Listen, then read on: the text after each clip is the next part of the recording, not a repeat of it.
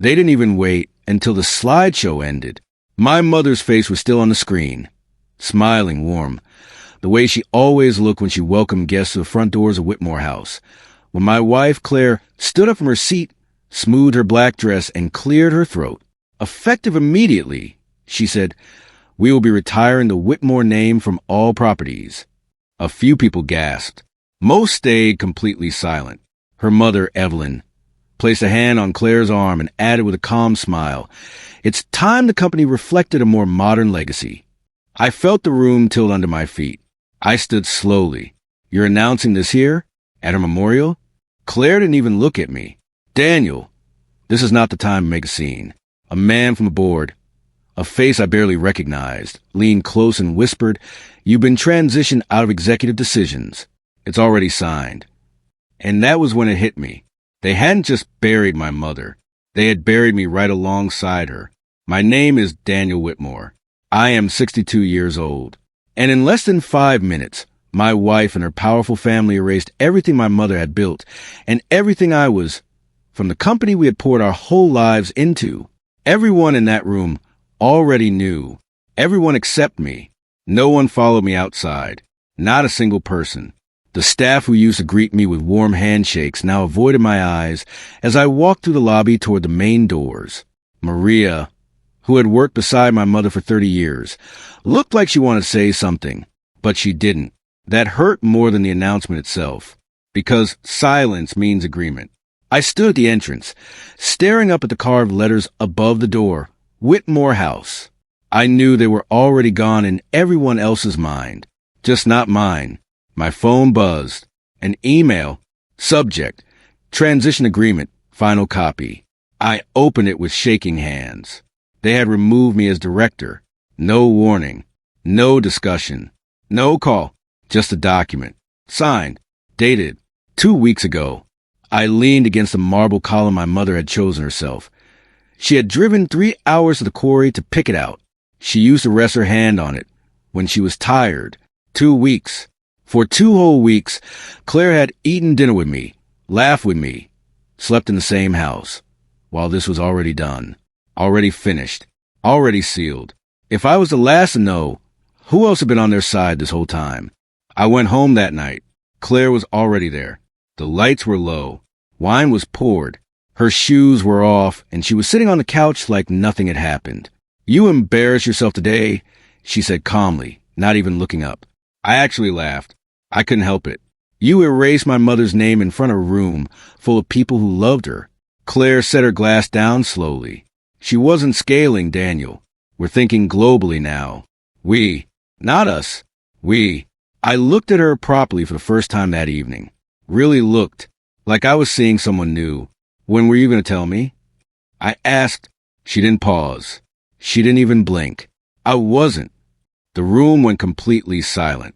Then she added almost gently, as if that somehow made it better, "You were never meant to lead the next phase, Daniel. That was never the plan." 25 years of marriage, reduced to a transition problem, a footnote in someone else's plan. I didn't shout. I didn't break anything. I just sat with it for a long time, turning those words over my mind. You were never meant to lead. If she had never planned to tell me the truth, what else had she been hiding all these years? I couldn't sleep. I lay staring at the ceiling until 2 in the morning, then gave up trying. I went to my study, opened my old laptop, and started digging through shared company files I still had access to. Board minutes, emails, financial reports from the past year. And then I found it, a restructuring plan, 47 pages long, led by Evelyn, backed by a group of investors I had never heard of, had certainly never approved, and Claire, listed as primary signatory. The document was dated 3 months ago. 3 months. 3 months of Sunday mornings, of quiet dinners, of "how was your day?" All while they were building a version of the company that had no room for me. I kept reading, and then I found something that made me stop completely. Buried on page 39, under a section labeled Strategic Exit Options, was a clause I recognized immediately. Contingency acquisition rights, external buyer option. I read it twice, then a third time, They weren't just rebranding my mother's company. They were preparing to sell it to someone outside the family. Someone who had nothing to do with her, nothing to do with us. If they were already talking to an outside buyer who was waiting on the other end, the next morning, I went somewhere I hadn't been in years. The service entrance, around the back of the hotel, past the delivery bays and the staff lockers. The part of the building nobody from the board ever visited. This was where my mother used to start her mornings. She would stand here with a cup of tea, learn the names of new staff members, ask about their families. She believed the back of the house was where a hotel's real character lived. Maria was there, folding linens. She froze when she saw me. "I didn't know," she said immediately. Her voice was low and tight. I believed her. "They're changing everything," she whispered. "Suppliers are being cut. Long-serving staff are being pushed out. They're replacing people with cheaper contracts." I nodded slowly. "I know." She hesitated. Her hand stopped moving on the linen. "There's something else. Something you should see." She led me to a small back office where she had been quietly organizing old financial records. She pointed to a printed spreadsheet and stepped back. "I wasn't supposed to keep these copies," she said quietly, "but something told me someone might need them."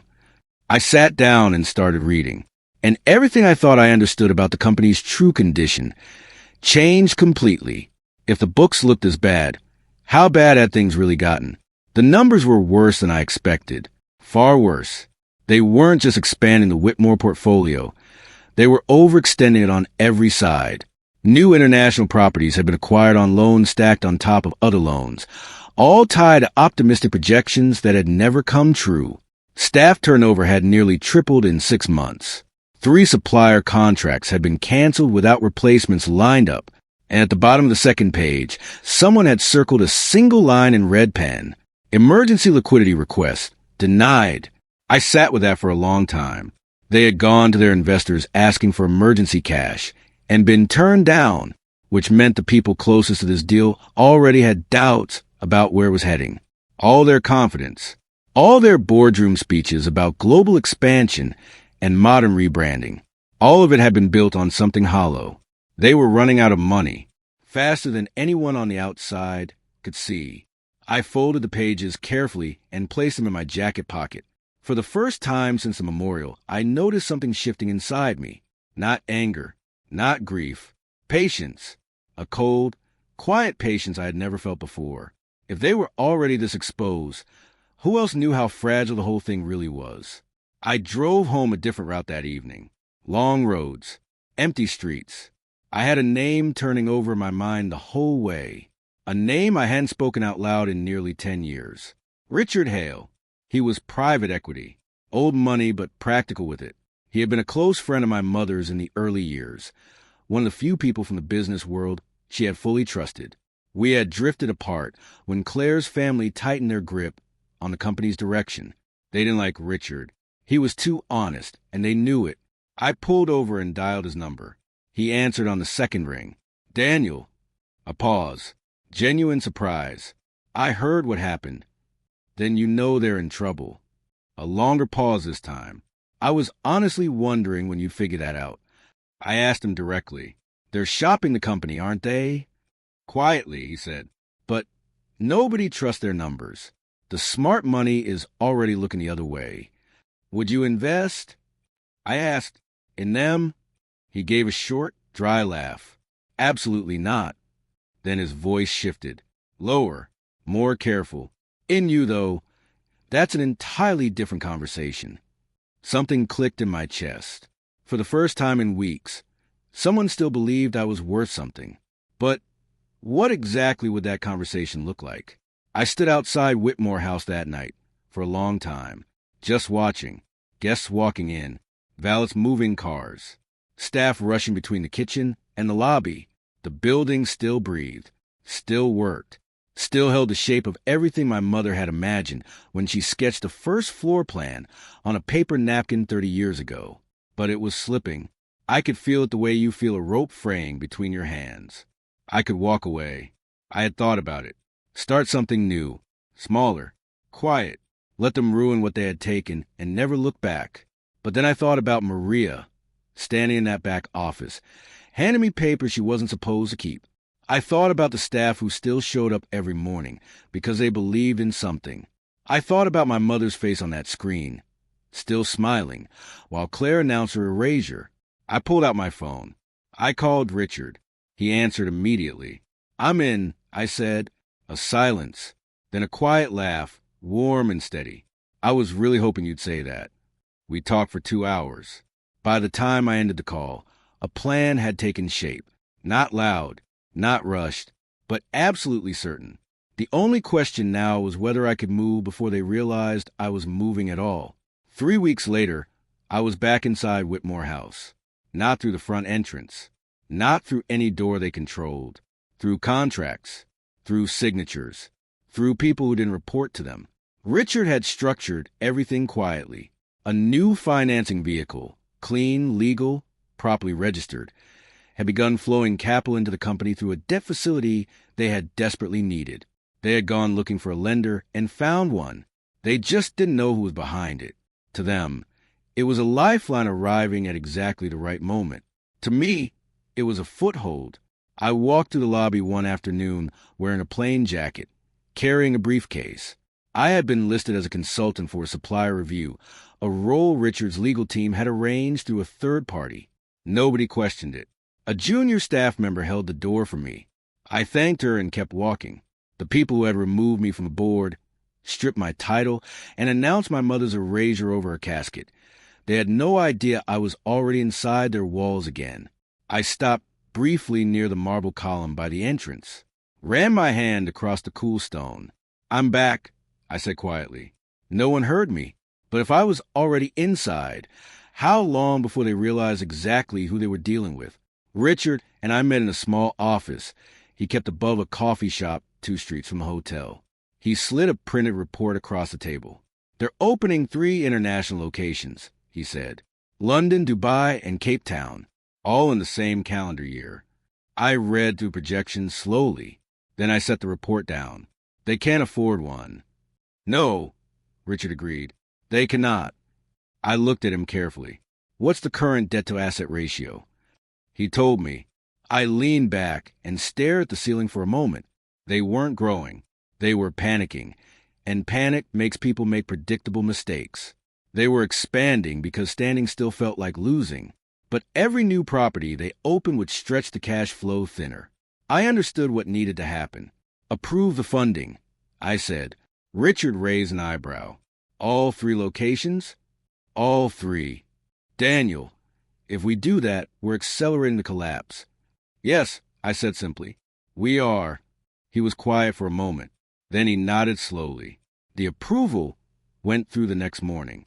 3 international launches, all funded, all heading toward the same cliff. I returned to my flat that evening and stared at a map pinned to the wall.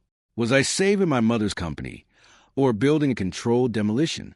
Maria called me on a Tuesday evening. "They're replacing senior staff," she said. Her voice was tight and careful. "People who've been here since the beginning. People your mother hired personally." I sat down slowly. "How many?" 14 in the last month. "They're offering new contracts, lower pay, shorter terms, no loyalty protection." I understood the strategy. Loyalty doesn't scale. It costs time and money, and it slows decisions down. What Claire and Evelyn wanted was a clean machine, interchangeable parts that followed instructions without history or attachment. But in doing that, they were destroying something that couldn't be replaced. The people who knew the bones of this company, the ones who remembered the standards my mother had set and still held themselves to them quietly, every single day, I started making calls. One by one, I reached out to the staff who had been pushed aside or pressured out. I wasn't offering revenge. I wasn't asking them to act against the company. I was offering stability, fair terms, a structure that respected their experience. Within 2 weeks, I had quietly employed 11 of them under a new hospitality services entity registered in my name. The foundation Claire and Evelyn thought they were standing on was slowly, quietly shifting beneath their feet. When the moment came, whose side would these people choose? It happened in London. The flagship international launch. The one meant to announce to the world that the Whitmore brand had been reborn under new, ambitious leadership. It fell apart. The opening was delayed by 4 days because of a staffing shortage nobody had planned for. When the doors finally opened, half the rooms weren't ready. The catering operation collapsed on the second evening. Guests were kept waiting in the lobby for over an hour with no explanation. Reviews started appearing online within 48 hours. By the end of the first week, the average rating had dropped to 2 stars. The press picked it up, not aggressively, just quietly, the way bad news travels when there's nothing to defend against it. Evelyn went on television and called it a temporary adjustment during an ambitious expansion phase. She smiled the whole time, controlled, practiced, but I watched the clip 3 times, and each time I could see something she couldn't hide. Doubt, a small, tight doubt sitting just behind her eyes. And doubt is contagious. Once investors see it in leadership, it spreads faster than any bad review ever could. I said nothing publicly, made no calls, sent no messages. I simply waited. If one property had failed this publicly, how long before the others followed the same pattern? She came to see me unannounced. I opened the door of my flat, and Claire was standing there in her coat, hair pulled back, an expression on her face I hadn't seen before. Not anger, something more careful than that. She stepped inside without being invited. "You've been around," she said. It wasn't a question. It was an accusation wrapped up to sound like one. I didn't deny it. There was no point. "You're watching us fail," she said, and the words came out sharper than I think she intended. I looked at her steadily. "You did that without any help from me." Something crossed her face. Just for a second, something small and uncertain, like a crack in a wall you almost miss. Then it closed again. "You're still irrelevant to this company, Daniel." Her voice went smooth and hard. "Whatever you think you're doing, it won't matter." I smiled at her, not with cruelty, just with patience. "You said that word." I said quietly, still. She looked at me for a long moment, then turned and walked out without another word. I closed the door behind her. The word she had chosen told me everything I needed to know. Still irrelevant. If I were truly irrelevant, why had she driven all this way to tell me so? Richard brought new documents to our next meeting. He spread them across the table and gave me a moment to read through them, without interruption. They were restructuring again, 3rd time in 8 months. But this time, they were consolidating all their debt into a single vehicle. Every loan, every property obligation, every deferred payment, all of it tied together under one umbrella structure. It was meant to simplify things, to buy time. What it actually did was create one single pressure point. I looked up from the papers. If one major obligation defaults, I said, the whole structure goes with it. Richard nodded. Every property, every contract, everything connected. And who holds the trigger on the primary obligation? He slid a single page forward and tapped it with one finger. Our financing vehicle, the one they had accepted as a lifeline 6 weeks earlier. I sat with that for a long time. They had unknowingly handed us the key, not through pressure, not through threats, through their own desperation and their own poor planning. I thought about my mother, about the careful, deliberate way she had always built things. She used to say, "A building is only as strong as what's underground." They had never understood what she meant. If everything was now connected, how long before one crack became all of them? Maria called again on a Friday morning. "They've issued new employment contracts to all remaining senior staff," she said. "Everyone has 2 weeks to sign or leave." I asked her to read me one of the key clauses. She did. The terms were poor. Pay cuts of between 8 and 15%. No tenure protection. A new clause requiring staff to forfeit severance if they left within 12 months, for any reason. My mother had built her entire reputation on how she treated the people who worked for her. She had once turned down a profitable contract because the client had been rude to a junior housekeeper. She believed that dignity in the workplace was not a luxury. It was a foundation of quality service. This was the opposite of everything she had stood for. I made a decision, through my hospitality services entity. I put together a formal employment offer for every senior staff member who had not yet signed the new contract. Fair pay, clear terms, respect for experience. Within 10 days, 9 more staff had quietly transferred across to my entity, including Maria, including the head of guest services, including the facilities manager who had overseen every major renovation in the building for 19 years. The company they thought they controlled was emptying from the inside. When the final moment arrived, who would still be standing with them? Evelyn called an emergency investor meeting. I wasn't invited. I didn't expect to be, but Richard was there, and through our financing vehicle. So were my interests, sitting quietly at the table in a form they hadn't yet understood. I heard the full account from Richard afterward. Evelyn had presented for 40 minutes. Projections, brand positioning, market opportunities in Asia and the Middle East. She was polished and confident and said everything exactly right. But the room didn't move because the London numbers were real. And the people sitting at that table had quietly received cash flow reports circulated through Richard's network over the previous 2 weeks. They asked hard questions she couldn't answer cleanly. When she asked for a bridging loan to stabilize operations through the first quarter, 2 of the largest investors declined on the spot. A third asked for additional time to review. Only one agreed. One.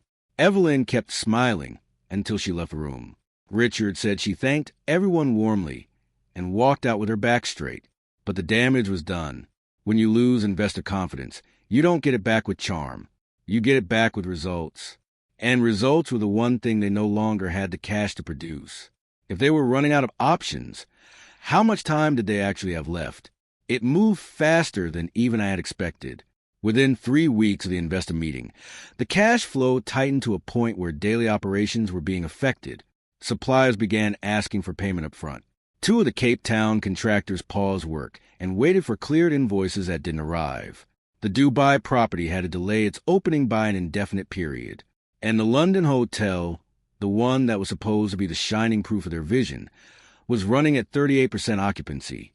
I stood across the street one afternoon and watched the front of Whitmore house. A family was arriving with luggage. A doorman was holding the entrance. The lights were warm. From the outside, it still looked like my mother's building, but I knew what was happening inside. Standing there, watching it, I felt something I didn't expect at all. Sadness, not satisfaction, not relief, real sadness, because none of this had ever needed to happen. My mother had built something genuinely good, something that worked, that mattered, that people trusted, and it had been dismantled by ego and impatience, and the arrogance of people who confused ambition with wisdom. I wiped my face and kept walking. I had started this. I couldn't stop now. But could I really go through with what came next? Richard and I met early on a Wednesday morning. The office was quiet. The city outside the window was just waking up. He placed a folder in front of me without saying anything. I already knew what it was. I opened it anyway and read every word carefully, the way my mother had always taught me to read anything before I touched a pen. Acquisition rights. Full transfer of ownership and control. Triggered by default on the primary debt obligation. Legal. Clean. Unambiguous. The company, every property, every contract, every asset, would transfer into the ownership structure Richard, and I had built the moment the default was filed, which could be filed today. I turned to the final page. There was a single line where my signature was needed. I set the pen down beside it and sat quietly for a moment. I thought about the marble column, the carved letters above the door, the paper napkin my mother had sketched her first floor plan on 30 years ago. I thought about Maria handing me those spreadsheets in back office, her hands completely still. I thought about Claire saying, "You were never meant to lead." I picked up the pen. I signed. Richard leaned forward and countersigned as witness. It was done, but the hardest part wasn't signing the document. It was what would happen when they finally realized what I had done. The default notice was filed on a Thursday. It was a standard legal document. 3 pages, formal language, sent by registered post and emailed to the company's registered address. Richard's legal team had handled dozens like it. There was nothing unusual about the format, but the effect was not usual at all. The document triggered the consolidation structure they had built themselves. Every debt obligation, every property, every asset, bound together, and now subject to transfer under the terms of the acquisition clause. Our solicitors filed the transfer papers the same afternoon. By Friday morning, it was registered. I didn't go to the hotel that day. I stayed in my flat, made coffee, and sat at the kitchen table. My phone was quiet for most of the morning. Then at 10:30, it started. First, a call from a number I didn't recognize, Evelyn's personal solicitor. I let it ring out. Then a message from Claire. Just 2 words, call me. I didn't. Then a call from a board member whose name I barely remembered. Then another. Then another. By midday, I had 11 missed calls. I understood what was happening in those boardrooms. I had spent 25 years inside them. I knew exactly what panic looked like from the outside. I poured another coffee. There was nothing left to stop. By Saturday morning, the news had moved beyond phone calls. Word travels fast in the hotel industry, faster than most people realize. There are only so many investors, so many legal firms, so many industry contacts who sit across the same tables. And when a transfer of ownership of that size is registered, the people who pay attention to these things notice within hours. My phone continued to receive calls I didn't take. But 2 messages came through that I read carefully. The first was from a journalist at a hospitality trade publication who had covered my mother's company in its early years. She had heard that the Whitmore group had changed hands and wanted to know if the Whitmore name would be returning to the properties. I read that message twice. The second was from a former board member, a man named Paul Adesanya, who had been quietly removed from his position 8 months earlier when Evelyn took over strategic control. He had worked closely with my mother for 12 years. His message was short. Whatever you've done, I hope it's what I think it is. I'm available if you need someone on your side at the table. I replied to Paul immediately. I did not reply to the journalist. Not yet. There was one conversation I needed to have first. The boardroom meeting was called for Monday morning. Not by me, by the company's legal obligation to convene shareholders and directors in the event of a change of control. The meeting had to happen. The law required it. I arrived early. Paul Adesanya was already there, seated near the end of the table. He gave me a single nod as I walked in. Maria and 2 other senior staff members were present as authorized observers, a right I had arranged through our legal team the previous week. Evelyn arrived and stopped when she saw me standing at the head of the table. For the first time since my mother's memorial, I watched the confidence drain from her face completely. Claire came in behind her. She looked at me for a long moment without speaking.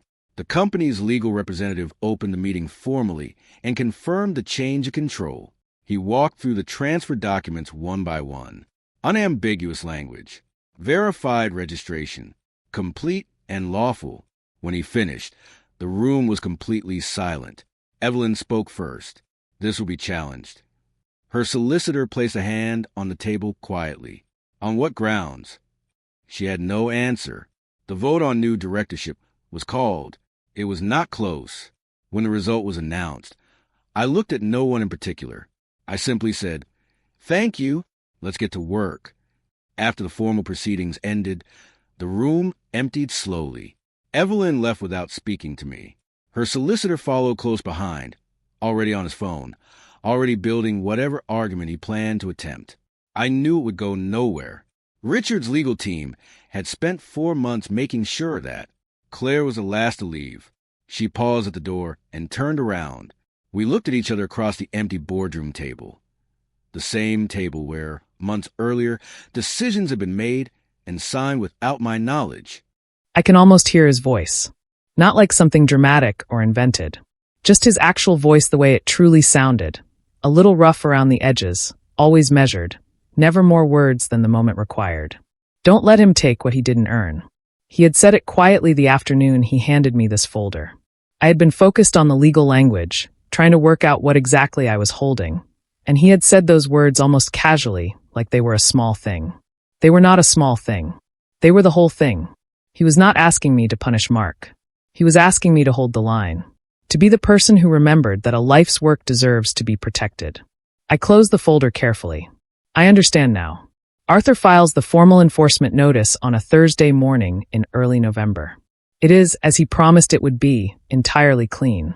No accusations beyond what the documents themselves clearly establish. No theatrics. Just a straightforward legal enforcement of a debt note that was properly created, properly notarized, and properly registered by my father's own attorney 18 months before his death. Mark's team cooperates fully, exactly as agreed. The house transaction is restructured with complete transparency. The lien is properly disclosed. The Barrett family receives compensation for the legal costs they incurred through no fault of their own. They choose to remain in the house rather than walk away.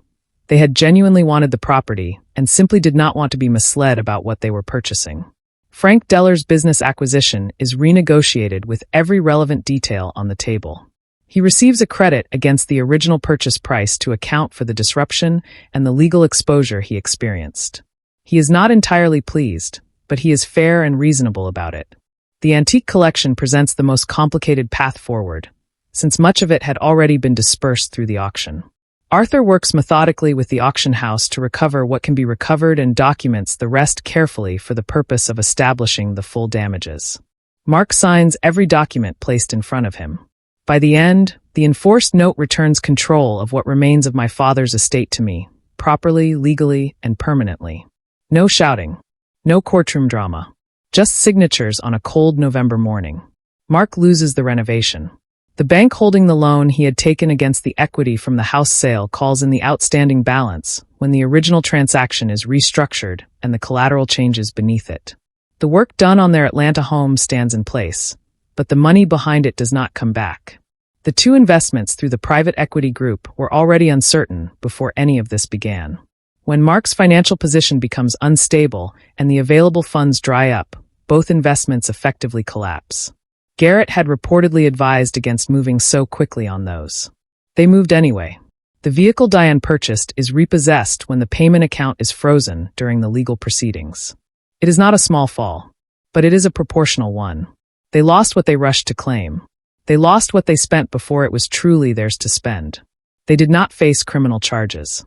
They were not publicly destroyed beyond what the facts of the situation required. The buyers were made whole. The estate was recovered to the extent that it could be. Mark returns to Atlanta with considerably less than he arrived with. I do not hear from Diane again. My cousin Norm calls when the final outcome is settled. Your father knew, he says simply. He knew, I agree. There is nothing else that needs to be said about it. Some people spend their whole lives running toward things that were never truly theirs. And somewhere along the way they forget to check whether the ground beneath them is solid. I walked through my father's house alone on the first Saturday in December. The movers came and went last week. The furniture that belongs to the estate is properly cataloged. The house is quiet in the way old houses are quiet. Not empty exactly, just settled, like a person sitting still with their eyes closed and their hands folded. I stand in the study and look at the oak desk. I think about the man who sat behind it for 40 years. The man who drove a delivery route for over a decade before he saved enough to start his own freight business. The man who never once talked about legacy like it was something he deserved, but quietly built one anyway because he believed in showing up every single day without complaint and without recognition. He saw what was coming long before it arrived. He didn't shout about it. He didn't threaten anyone. He sat at this desk, called his attorney, prepared a document carefully and thoroughly, and handed it to the son who had been showing up for 12 years. Because that is what he always did. He showed up. And so did I. I am not walking through this house as the person who won. That is not the right word for what this moment is. I am walking through it as the person who was trusted to hold something worth holding, and who did not let it go when it became difficult. Mark thought the fastest hand wins. My father knew better. I know better now too. I turn off the study light and close the door behind me. Some things are worth protecting, and some people are worth trusting with them.